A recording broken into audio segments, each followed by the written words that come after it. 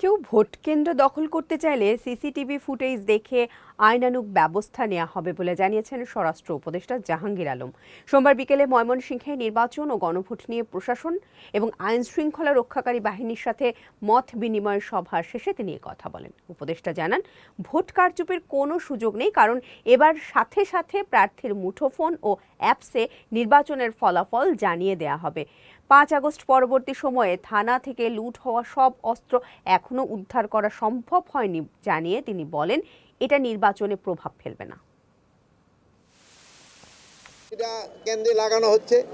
আমরা body camp পুলিশের 25,700 আমরা বডি ক্যাম্প দিচ্ছি। আমরা ড্রোন ব্যবহার করতেছি। আমাদের যে সুরক্ষা অ্যাপ এইগুলি ব্যবহার করা হচ্ছে। এবার যদি কেউ কোনো রকমের এদিক করতে যায়, সে কেউ ছাড়া পাবে না।